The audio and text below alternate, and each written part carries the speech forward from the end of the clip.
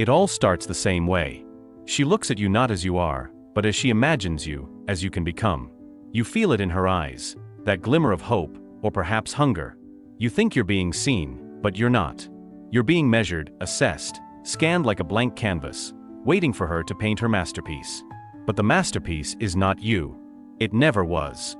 Carl Jung warned of this, not in the soft words of a motivational speaker, but with the sharp surgical precision of a man who spent his life staring into the psychological abyss of the human soul. Animus, inner image, outer projection. Jung's whole life was devoted to mapping what he called the unconscious, the part of the human mind that operates silently beneath your conscious awareness. And he discovered something terrifying about women. He discovered that they don't just fall in love with men, they fall in love with the idea of men, a fantasy, a projection. And the scary thing is, most of them don't even realize they're doing it. You might think she's choosing you, but she's really choosing the version of you she's created in her mind. A psychological puppet that exists to play a role in her personal movie. And when you stop fitting the script, she changes the actor, not the story. Jung called this projection the animus, the inner male image that lives inside every woman.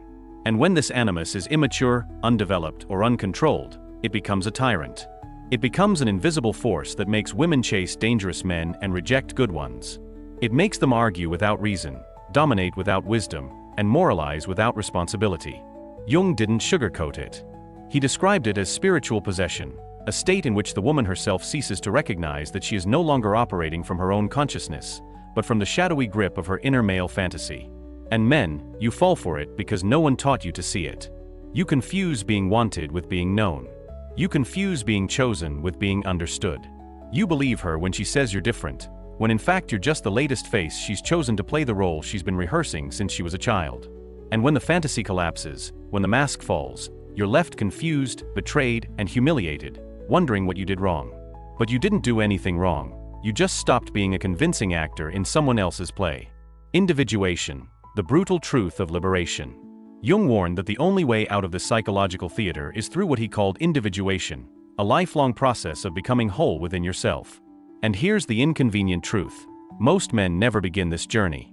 You've been taught to chase approval, to seek validation, to let women determine your worth. And as long as you do, you'll keep playing the same role over and over again, being replaced each time the audience gets bored. Individuation is not glamorous. It is brutal. It requires you to face the parts of yourself you have buried, the weak, the insecure, the broken.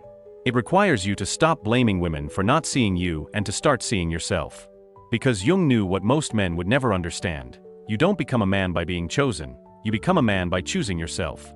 You don't earn your worth through her affection.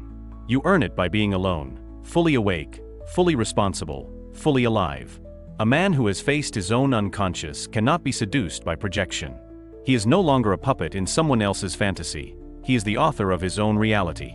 Jung observed that the greatest tragedy of modern men is not that they are rejected, but that they are willing to accept any form they think will be accepted. You call it compromise. You call it partnership. You call it love. But Jung had another name for it: self-betrayal. He warned that men who ignore their own psychic development become slaves to female projection, bending themselves like wet clay into the shapes demanded by women who do not even know their true desires. You cease to be men and begin to be masks, smiling, nodding, agreeing, complying, until you forget who you were before you put on the mask. And women, they feel it. Oh, they feel it more than you can imagine. The very thing you think will make her love you, submissiveness, predictability, availability, becomes the very thing that makes her unattractive. Why? Because the feminine instinct, as Jung taught, is not for comfort, but for mystery, for risk, for a man she cannot fully define or control. The moment you know yourself completely, without boundaries, without a core, you do not become more attractive, you become invisible, disposable, replaceable. And yet, here is the paradox that keeps most men in bondage. You fear being alone more than you fear being a phony. You would rather lose yourself than lose her. You would rather live in a role than face the horror of standing without applause. But Jung taught that until a person accepts this aloneness, he will never be free. He wrote that individuation is not a path for the faint of heart, because it requires that you die before you die, to let the false versions of you burn away so that something real can finally emerge. But let me tell you something no one wants to say out loud. Individuation is lonely. Terribly lonely. Because as you walk this path, you begin to see things you can't unsee.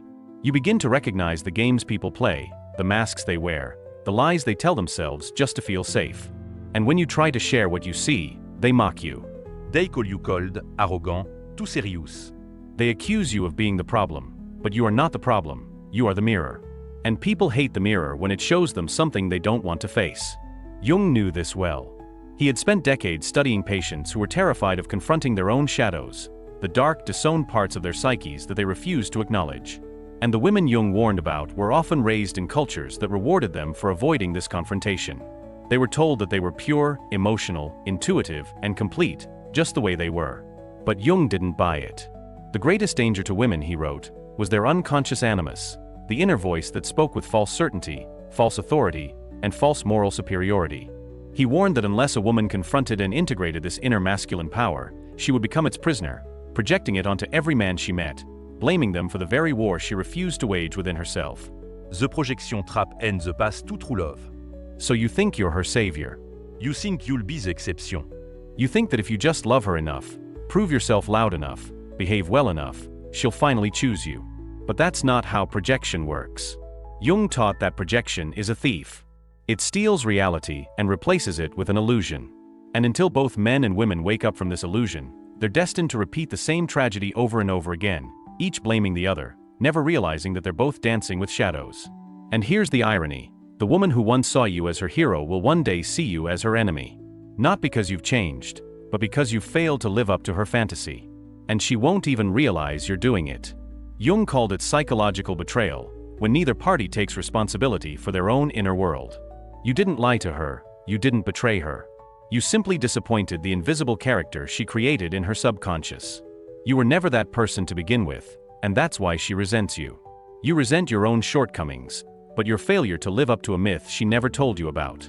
You were hired to play a role. Jung once said, "People will do anything, no matter how absurd, to avoid meeting their souls." And nowhere is this more evident than in romantic relationships.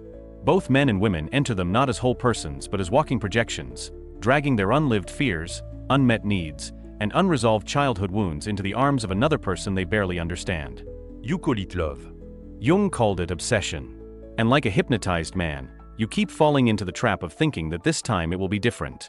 But it never is, because you haven't yet asked yourself the most terrifying question a man can ask himself. What if I'm the one responsible for this pattern of behavior? You want to blame women. You want to call them manipulative, deceitful, superficial. But Jung would look you in the eye and ask, why did you let this woman choose you in the first place? You see, a man who refuses to confront his own feminine inner world is doomed to become a slave to her world. You are not a victim. You are a volunteer. You chose to play the fool. You chose to be an actor in her personal myth because confronting your own emptiness, your own lack of wholeness, was far more terrifying than playing a role in someone else's fantasy. And this is where most of you will stop listening, because this is where comfort ends and responsibility begins. Jung didn't offer cheap solutions. He didn't give you 3 steps to alpha male greatness. He gave you a brutal lifelong task of self-confrontation, to sit alone in the silence of your own mind, until the illusions begin to crack, until the voice in your head that tells you that you are nothing without her begins to die. And make no mistake, that voice will fight for its life. It will tell you that you need her, that you are incomplete without her, that no man can live without a woman's approval. But Jung's work whispers something more dangerous, that the man who can stand without her, without approval, without applause, without being needed, is a man who is finally free. Free from projection. Free from performance. Free from the tyranny of living up to someone else's idea of a man. And when you reach that place, you don't become cold or distant. You become real. You become rooted, fully alive in your own skin. And that's when, paradoxically, women will feel most drawn to you. Not because you need them, but because you don't need them. And you will smile, not because you are heartless, but because you finally understand. You understand that she too is on her own journey, that she must face her own animus, that she must awaken from her own illusions. And you cannot do that work for her.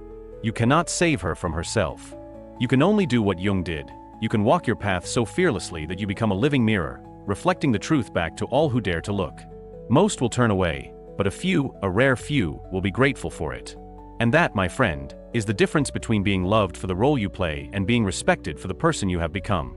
True self and freedom. And when that moment comes when you finally realize you don't have to pretend anymore, you'll start to notice something strange. You'll notice how uncomfortable people become around you. They'll feel it, even if they can't name it. The weight of your presence will unsettle them, because you no longer fit into the predictable categories they use to feel safe. Jung warned that the individuated person is not welcomed by society. He's feared, misunderstood, labeled as aloof or arrogant. But the truth is far more ominous. You've simply become untouchable, unmanipulable, because you see through the game. And here's where it gets funny. The same people who once begged for your attention, your validation, your approval, will start to resent you for not needing them. Women, especially those who are still obsessed with the fantasy of the perfect man, will accuse you of being emotionally unavailable. They will say that you are too introspective, too analytical, too distant. But what they really mean is that they can't control you anymore. You've stepped off the stage. You've stopped reading their script. And without that script, they don't know what to do with you, because you've stopped being a character and started being a man. Jung once joked that the gods have become diseases, what ancient cultures called divine possession, and modern psychology calls neuroses. And make no mistake, men who are chasing approval are the most spiritually sick of all. You think you're being romantic when you say things like, "I'd do anything for her," or "she's my everything." But Jung would shake his head and tell you that what you call love is really a refusal to carry your own soul. It's easier to project it onto a woman and make her the bearer of your hope, your meaning, your purpose. Because if she's carrying it, you don't have to. But here's the cruel twist. When she realizes that she was never meant to carry your soul, she'll throw it away. She has to throw it away, because no woman, no matter how loving, can bear the burden of a man who refuses to hold himself. And when she throws it away, you feel betrayed, but you shouldn't.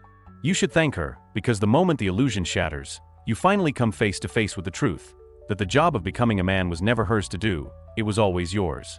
And in that moment of clarity, you have two choices. You can blame her, you can become embittered, you can join the angry chorus of men who point fingers at women, mocking them, resenting them, disowning them as cowards who have never dared to face their own emptiness. Or you can do what Jung would have asked of you. You can turn inward. You can begin the lonely, terrifying, liberating work of individuation, of becoming whole, without needing anyone else to complete you. Because the truth is, the woman you seek is out there, a reflection of the part of you you left behind. Until you confront that part, every relationship is a performance, every connection a transaction, every love a lie. But when you face that, when you integrate your inner femininity, you become a man who no longer needs to chase women. You don't run after them, you don't manipulate them, you don't play for them. You stand your ground, completely rooted in who you are. And from that moment on, something wonderful happens. You no longer attract women who want a character. You attract women who want the truth. And you'll know it when it happens, because she won't demand that you act. She won't try to change your script. She won't fall in love with a fantasy of you.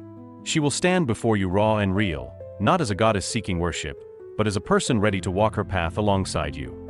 No mas, no projections, no games. And when you meet the real her, not the fantasy, you will see the difference immediately. She will not bombard you with grandiose statements. She will not treat you like the missing piece of her puzzle. She will not seduce you with the language of completion, because she is not looking for completion. She is not looking for salvation. She has done the work. She has met her own shadow. She has encountered her own animus. She has burned away her own illusions. And so she does not need you to perform. She does not need you to carry her soul. She will stand there, the whole of herself, looking you in the eyes not as the man she wants to shape, but as the man she is finally ready to meet. And in that meeting, there is no despair, no grasping, no performance. There is only truth.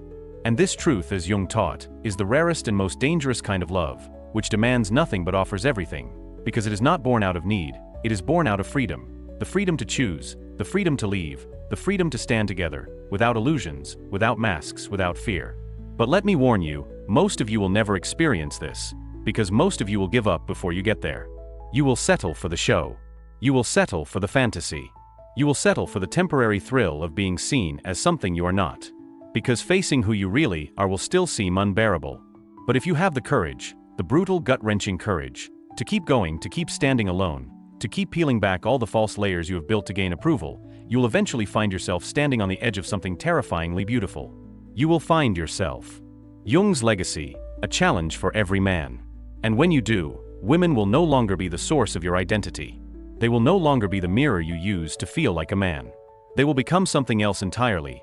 Partners, not prizes. Mirrors, not mothers. Allies, not saviors. And you will love them not because you need them, but because you choose to do so from a place of strength, from a place of wholeness, from a place that knows unapologetically who you are. Carl Jung didn't leave you a map to follow. He left you a warning that every man who refuses to confront himself will become a slave to the projections of others, especially the projections of women. But he also left you a challenge to individuate. To stop blaming women for the roles you voluntarily play. To stop seeking wholeness in the eyes of others. To stop waiting to be chosen. Because a man who chooses himself completely, unapologetically, relentlessly, is a man who cannot be controlled by fantasy. He cannot be seduced by a performance. He cannot be reduced to a character in someone else's script. He becomes the author of his own life. If you've made it this far, if you feel this message has touched a chord somewhere deep inside, don't scroll away. Don't let this become another thing you consume and forget. Take a moment right now to like this video. Your support is not just for us, but for the next person who is still living in an illusion, waiting to be freed. Help us spread this message. Help us wake up the world, one person at a time.